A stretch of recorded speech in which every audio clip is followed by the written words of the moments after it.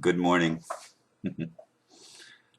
I only just like 15 seconds ago remembered to do the sound check and I still got it in and did it and it worked. It's been working first time most of the time. For those that you don't know why I'm saying that, you have to go back, refer back to things that were happening last year with gibberish. Anyway, today's title is There's More to the OPPT Than Meets the Eye. And the blurb I wrote is, I could actually say that about everything that is happening on the planet.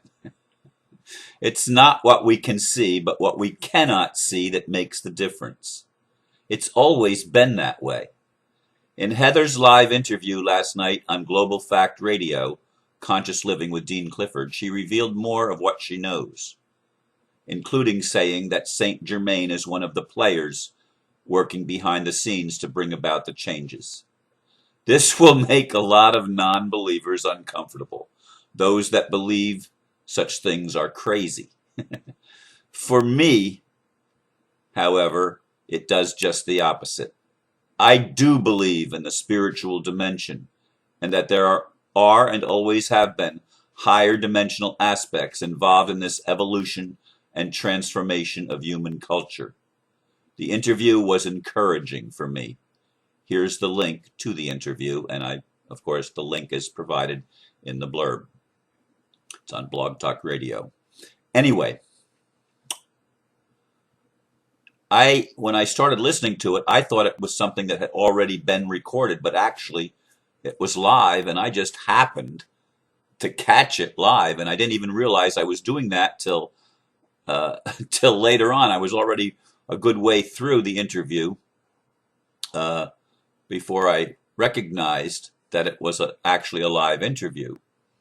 And I really, really appreciated what Heather was revealing about the actors that are behind the scenes. One of the things that she made very clear is people like the Rothschilds and the Rockefellers and the names that are well known in the conspiracy community, if you will. Those names, they are just agents of the real people behind the scenes. And when I read the book Anastasia, the 9-book series by Vladimir Megra, Anastasia revealed that the actual big kingpins of what's going on the earth are not names that are well known. They are not people that are in the forefront, that there's actually 9 priests that hold the power on the earth, and they are the ones that are the intermediaries, if you will, between the physical and the spiritual realms. And she didn't go into naming any of them, but Saint Germain, I do believe, is one of those players. He is an immortal. You may not want to believe that. You may not like hearing that. You may say that's totally irrational. But what I'm seeing happening in this whole play that's going on this planet is the cooperation, if you will, between the visible and the invisible realms. And without that, I have no confidence in any changes occurring on this planet. If it were not for the involvement of the extraterrestrial or celestial realms, or the higher dimensional beings being involved, and it was just up to man and his rational abilities and capabilities, I would not have any hope. I would not be able to do these videos. I would not be able to carry on what I believe is my mission. It's because I still have hope that what I'm seeing and what I've been feeling throughout my life is real. And sometimes it doesn't seem real even to me. Sometimes I doubt, as I've been preparing the paperwork for the court thing. I mean, I've been battling a tremendous internal battle with my own fears, my own doubts, my own unbelief. I've been dealing with that because it is still part of me. It's still part of my consciousness. It's the subconscious, as I talked about yesterday, leaking into the consciousness and bringing up the past, and it's like an anchor. But then things like what I heard with Heather last night, they pull me in the opposite direction. It's like my superconscious pulling me forward into what I'm able to do, and to giving me courage and hope, and all of the things that keep me going on, taking one step ahead of another, living one day after another in this dimension where the pendulum keeps swinging back and forth between the unconscious or the or subconscious and the superconscious, and the conscious mind is caught in the middle, and an internal battle rages on, and I feel the feelings. I observe the interaction within my own being, and I share that with you because I know it's going on with a lot of you. We are on the edge, and I know that. I feel it with people. People are pulling me. I mean, I have people calling me wanting my attention. I have other people asking for help. One of the ladies that I've been helping save her home called me, and she has a hearing scheduled the first day of March, and she doesn't know what to do, and I don't have time to help her create more paperwork as I've helped her with in the past, and it scares the living heck out of her that she's going to have to stand alone. And I bring all that up because these are just small examples, and I get them other in emails of people that would like more help from me, and I can't give it because I'm entrapped also in playing this game with the court. And I'm and listening to Heather last night gave me again confidence that I was lacking through the day yesterday. And let me tell you something. It's a good thing. It's a good thing that I do these videos in the mornings when I just after I wake up and I get a chance to spend just meditating before I even come to the computer, because I'm in the best frame of mind of the day at this time. And that's true pretty much every day. Even when I go to bed with weighted down and with a lot on my mind, I wake up refreshed. One way or another, it's refreshing when I wake up the next morning. But Heather really refreshed me when she named Saint Germain, and she talks about extraterrestrials a little bit, not a lot, a little bit. She talks about Sheldon Neidl, who I've been admiring and following for a long time. She doesn't talk about the Galactic Federation of Light, but there is a Federation of Light. There is a Federation of Light. And this is something that gives me confidence. And it's something that makes the skeptics cringe. And I know that. I know that. But that's okay. You can be where you are. And you're going to be where you are. We're all going to be where we are. I know what gives me courage and what gives me confidence. And hearing Heather last night gave me confidence. Now, there was a lady that when they started having calls, I don't remember, I don't even think it was an hour into the 2-hour program, but a lady named Tracy called in with a belligerent, attacking attitude, attacking Heather.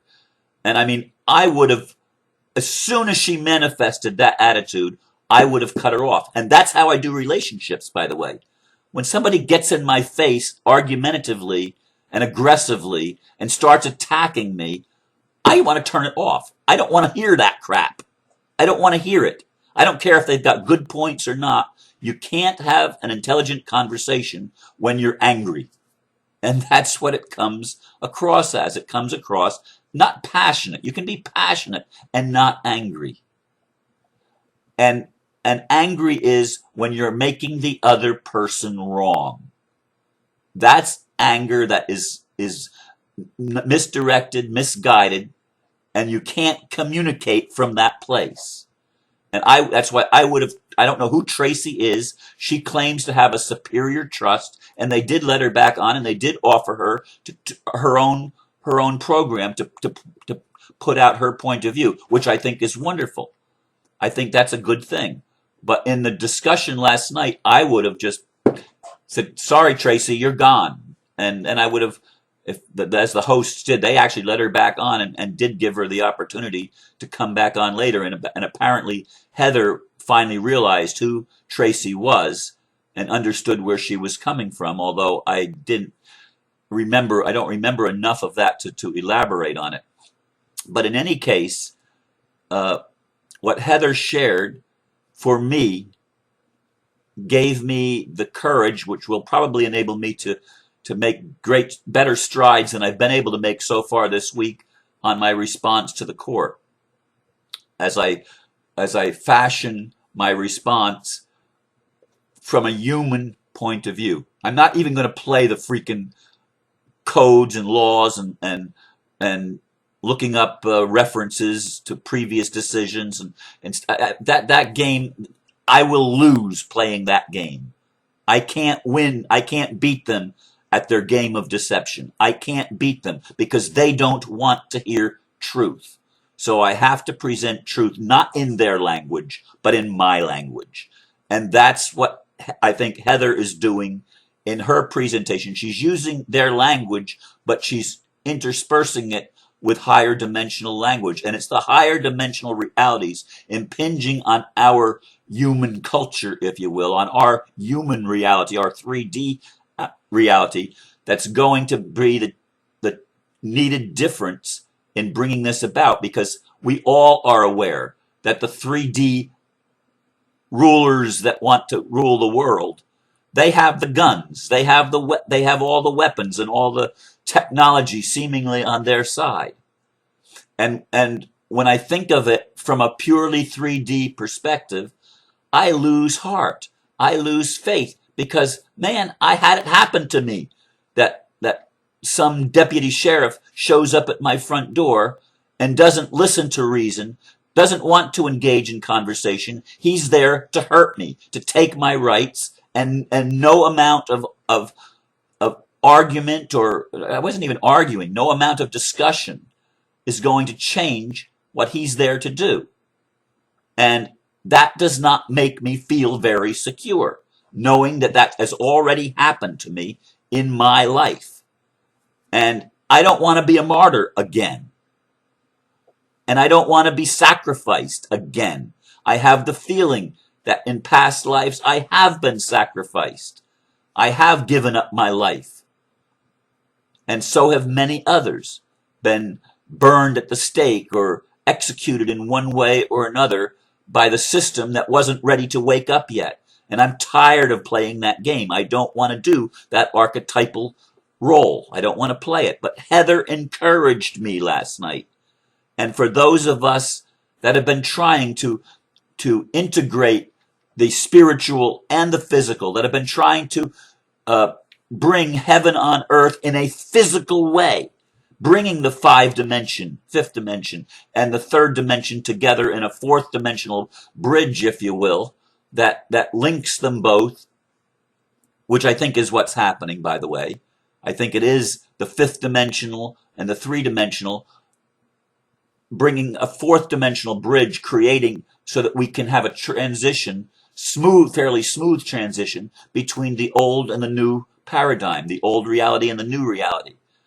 And I greatly admire and respect Heather for the role that she's playing in all this. She is another gifted individual that's able to create this new paradigm, this bridge that I've been working to create. I'm totally, the people that think they're totally in fifth dimensional reality and that we can leap from the third dimension to the fifth dimension and that they're two separate worlds. I don't buy into that crap. It doesn't make sense to me. It doesn't resonate with any part of my being. It is bunk, baloney, nonsense. But it's not nonsense to bring the two aspects, the higher and the lower aspect, together. I've been doing that in my shadow work all of my life.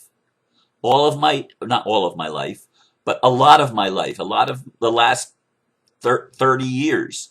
I've been doing that bridging of the lower energies with the higher energies, and allowing the shadow elements to come and to feel the energies. And I still get pulled back into the negative, but I'm able to observe it more. And it doesn't blow me away. It's why I can wake up mornings and be encouraged and be encouraging to others. Because this is a role that I'm playing right now. It's a role that I'm playing. It's not going to always be my role, but it's my role right now. And I'm grateful to that to God and to Spirit for allowing me to come consciously into that role and to deal with the energies within me that I have to deal with. And people like Heather, I believe, have also done the same thing, and many others around the world. We are the bridges, if you will. We are the way showers that are showing you this is what it has to be. It's not going to be a leap from the old to the new. There's going to be a transitional stage. We're in that transitional stage right now.